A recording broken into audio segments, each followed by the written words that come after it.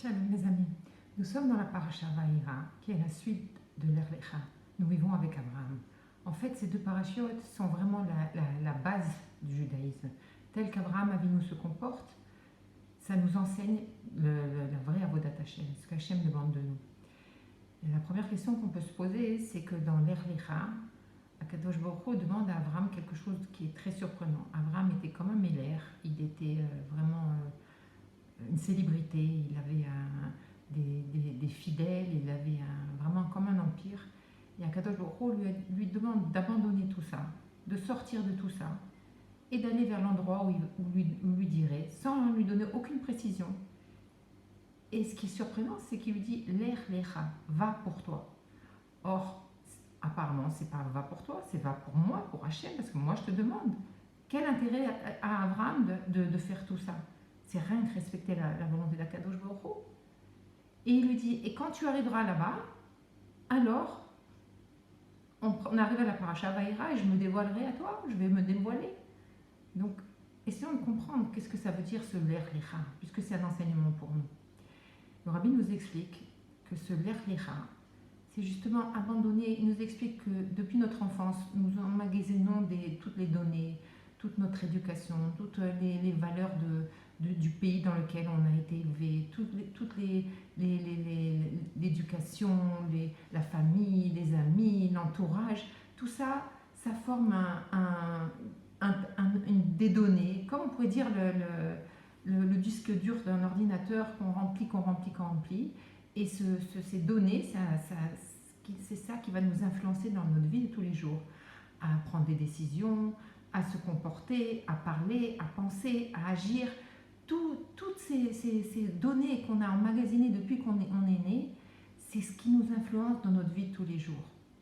À tel point que parfois même ça nous emprisonne. On est emprisonné par ça et on a du mal à sortir de ça.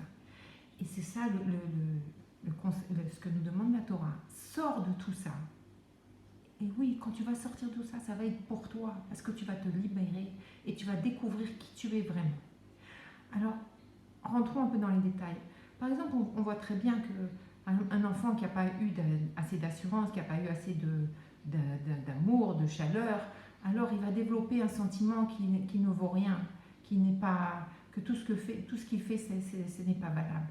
Et quand il va être adulte, il va continuer à agir avec cette idée-là qui ne vaut rien, et que quand quelqu'un va lui faire un compliment ou quand quelqu'un va lui sourire, il va croire qu'on se moque de lui tellement il se sent moins que rien. Et ça va lui influencer dans la vie de tous les jours, et ça va lui, en vérité, l'étouffer complètement. On voit bien que ça, c'est un exemple. On voit bien, par exemple, quand c'est décrit dans la Torah, sors du pays de ta naissance.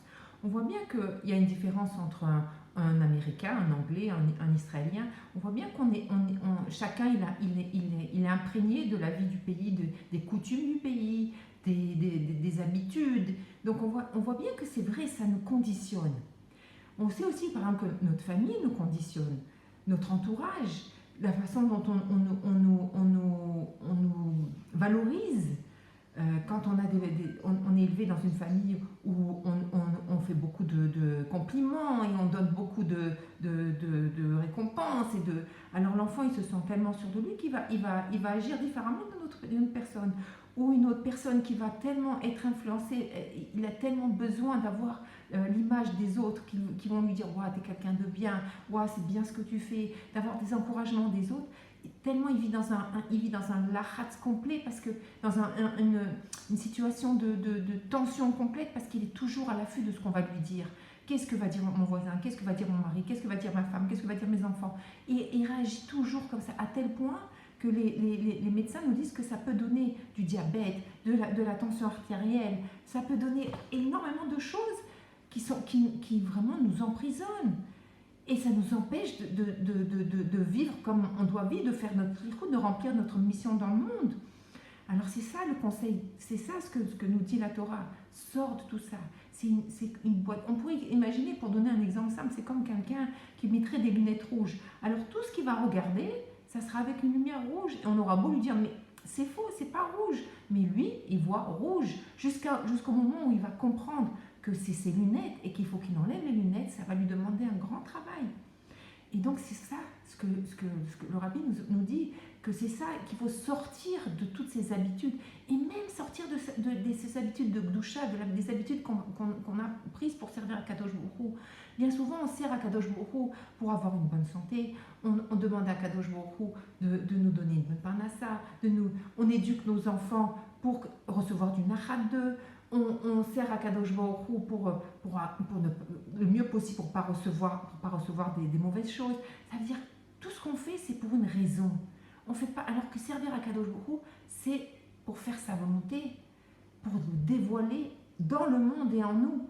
Donc, même toute cette manière qu'on a jusqu'à maintenant de servir à Kadosh Baruch Hu, elle est fausse, c'est pas le Hémet. Et c'est ça ce que le rabbi nous dit. Sors de tout ça, sors de cette boîte, sors de tout ce qui t'emprisonne et qui te donne une image fausse, sors de cette vision avec tes lunettes rouges, que tu vois toutes les choses avec la même chose. Sors de ça. Cherche Akadosh Baruch Hu. Et quand tu vas faire ce chemin-là, tu vas trouver Akadosh Baruch Hu. Tu vas le dévoiler en toi. Et waouh, quelle liberté! Quelle liberté de réagir comme moi j'ai envie. Quand on pense que tous les matins on dit Modéani, on sait qu'à chaque Akadosh Baruch Hu, quand il nous rend notre Neshama, il nous dit toi, tu es le but du monde. Et il dit ça à chacun de nous. Tu es le but du monde. Oui, toi tu es le but du monde. Alors quand après le voisin va me dire oh ta jupe elle est moche, oh qu'est-ce que tu fais là, c'est pas bien. Quelle importance, puisque Akadosh Baruch Hu m'a valorisé. Akadosh Baruch Hu m'a déjà dit à quel point je suis importante. Donc tout ce qui peut se passer autour, ça n'a pas d'importance. Et c'est sur ça que je dois baser ma vie, pas sur ce qu'il y a autour de moi. Mais c'est quelque chose de difficile. Parce qu'on a été habitué par ça. Et on sait que toutes nos croyances, justement, tout ce qui vient dans nos têtes, toutes ces informations qu'on a reçues, c'est ça nos croyances qui vont nous donner l'influence dans notre vie. Donc c'est ça le conseil de l'Erlicha. Sors de tout ça, abandonne tout ce chemin-là, abandonne tes habitudes, abandonne toutes ces croyances qui sont fausses, que c'est le monde qui crée ta vie. C'est Akadosh Baruch Hu qui te donne ta valeur. Donc ça veut dire quoi? Ça veut dire que quand quelqu'un il va me faire une critique, puisque je sais qu'aux yeux d'Akadosh Baruch Hu, je vaux tout l'or du monde. Quand je vais recevoir une critique, je ne vais pas me vexer. Je vais essayer de comprendre pourquoi on me fait cette critique. Qu'est-ce que je peux arranger pour ça? Mais je sais que ça ne va pas atteindre mon être, puisque j'ai le faire valoir d'Akadosh Baruch Hu. Et quand quelqu'un va me faire un compliment, je ne vais pas « Waouh, on m'a fait un compliment ». Non, parce que je sais que c'est Akadosh Baruch Hu qui me donne ma valeur. Et je ne vais pas m'enorgueillir de ça d'ailleurs, parce que je sais que tout est Akadosh Baruch Hu. Donc, quand Hachem, je me lève le matin, que j'ai le mot d'Ani, et que ma Neshama rentre en moi, je sais que tout ce que je vais faire, il va être imprégné d'Akadosh Baruch Hu. Et dans tout ce que je vais faire, je vais essayer de rentrer Akadosh Baruch Hu dans tout. Quand je vais manger, quand je vais boire, quand je vais parler, quand tout, c'est Akadosh Baruch Hu. Et ça va me donner cette réflexion. Qu'est-ce qu'Hachem veut de moi? À chaque instant, qu'est-ce qu'Hachem veut de moi? Et quand je vais faire ça, alors je vais arriver à Bahira. Je vais dévoiler qui je suis, Béhémet. Je suis une Neshama dans un corps. J'ai été choisie, Akadosh Baruch Hu, il a choisi mon corps pour mettre une partie de lui dans moi. Et à ce moment-là, tout va être différent. Et à ce moment-là, je vais vraiment découvrir une autre matière d'étudier, une autre manière de me comporter dans ma famille. Quand je vais dire que j'aime mes enfants, je ne vais pas les aimer pour recevoir quelque chose en échange. Non, au contraire, je vais mettre mon ego de côté, je vais mettre toute cette façade de côté et je vais voir qu'est-ce que l'enfant il veut, qu'est-ce que mon mari il veut, qu'est-ce que mon voisin il veut. Et vraiment, pas pour recevoir quelque chose. Parce qu'on sait que l'amour, c'est hors Akadosh Baruch Hu. Donc quand je vais arriver à comprendre tout ça, je vais dévoiler un autre monde.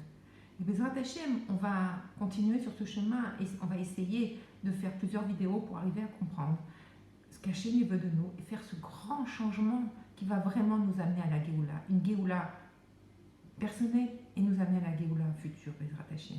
Donc, abonnez-vous à la chaîne pour Bezrat Hashem recevoir toutes nos vidéos et participer à cette formidable chaîne qui est de diffuser la parole d'Akadosh Baruch Hu, la parole du Rabbi, et que Bezrat Hashem, on va recevoir, Bezrat Hashem, on va arriver à dévoiler cette Géoula.